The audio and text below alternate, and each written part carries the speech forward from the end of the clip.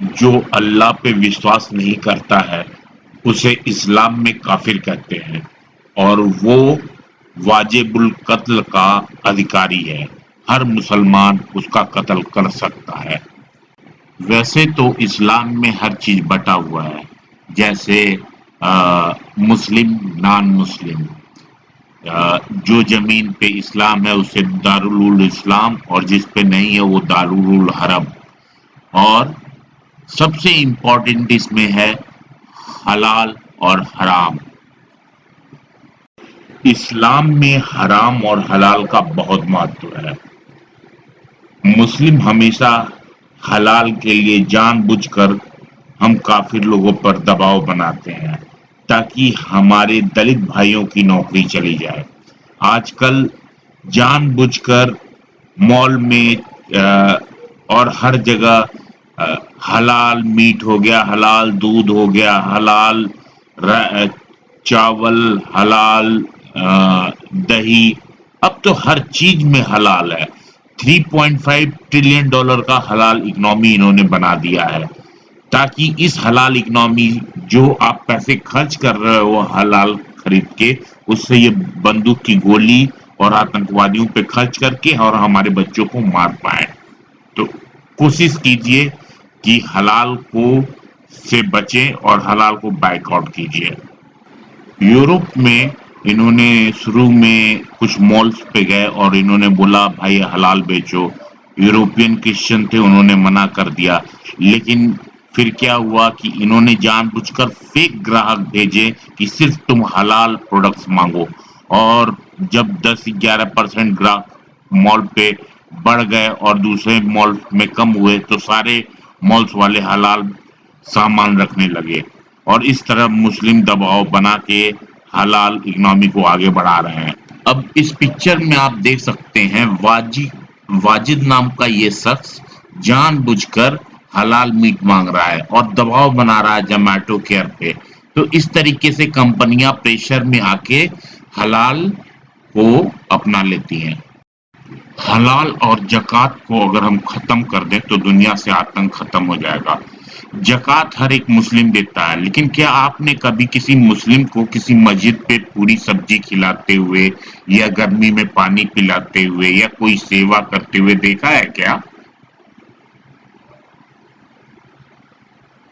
اب اسلام کے حساب سے میں کچھ چیزوں کو جانتا ہوں جو کہ حرام ہے، جیسے سور کا مانس حرام ہے، جھٹکا کا مانس حرام ہے، کتے حرام ہے، شراب حرام ہے، ورا دیوتا کی مورتی حرام ہے، اور ایسے بہت ساری چیزیں ہیں جیسے سور کے دانت ہو گئے وہ حرام ہے، شراب حرام ہے۔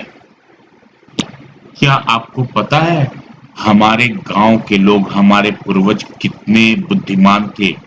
ہمارے پوروج گاؤں میں مسلمان اٹیک نہ کرے اس لیے گاؤں کے باہر سور پلواتے تھے اور والمیکی سماج کو رکھتے تھے۔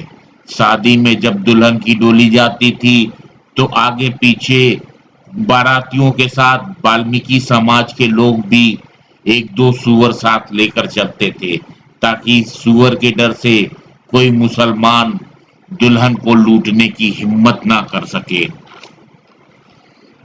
ہم اپنی بہن بیٹیوں کو سور کے دانت سے بنے آبھوشن پہناتے تھے اور سور سے کے دانتوں کے بنے ہوئے کنگن پہناتے تھے، تاکہ اس سمے کے لب جہادی ان کے پاس نہ آئے یا مسلمان ان کے ساتھ ککرم نہ کرے۔ سور کا مانس پوشٹک ہوتا ہے اور جیون میں ایک بار ٹرائی کرنے میں کوئی دقت نہیں ہے۔ اگر اس سے جان بچتی ہو تو میں تو کہتا ہوں کہ سور کا مانس کھاؤ، تاکہ ہمارے والمیکی ہندو بھائی بہنوں کا روزگار بڑھے۔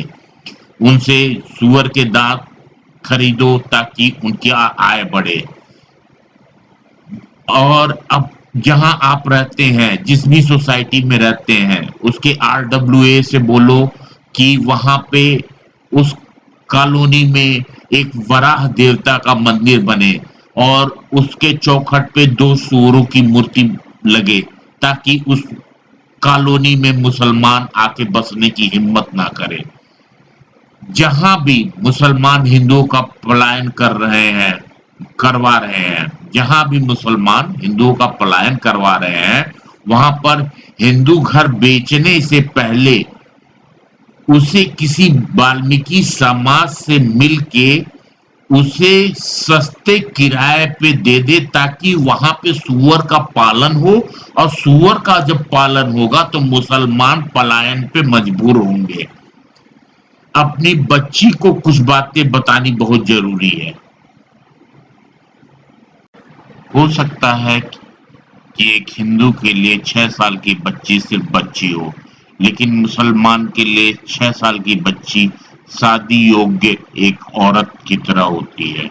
तो हर एक हिंदू का यह कर्तव्य है कि वो अपनी 6 साल या 10 साल या 12 साल जो भी है, जिस भी उम्र की बच्ची है, उसको कुछ बातें बिल्कुल साफ साफ बता दें।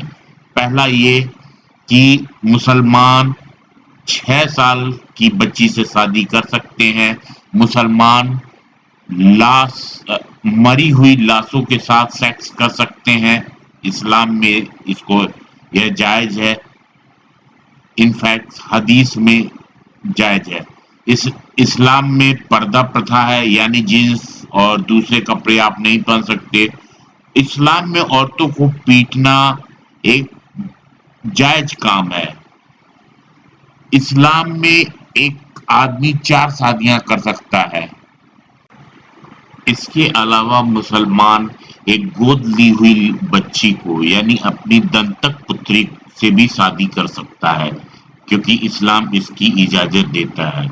आप अपने बच्ची को मुस्लिम से घृणा मत सिखाइए, इस्लाम से घृणा सिखाइए। उसे बताइए कि इस्लाम एक मजहब। इसके अलावा मुसलमान एक गोद ली हुई बच्ची को यानी अपनी दंतक पुत्री से भी शादी कर सकता है, क्योंकि इस्लाम इसकी इजाजत देता है। इन सब बातों को बताने आप अपने बच्ची को मुस्लिम से घृणा मत सिखाइए, इस्लाम से घृणा सिखाइए। उसे बताइए कि इस्लाम एक मजहब नहीं, एक दानवीय राक्षसी प्रवृत्ति का आइडियोलॉजी है, जिससे उसको बचना है।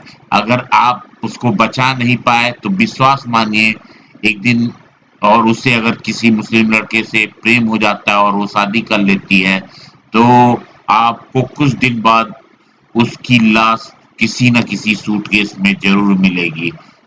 आपको बचाने के लिए मेरा इतना ही प्रयास काफी है, और आप बच जाएं यही मेरे लिए काफी है, और आपकी बच्ची।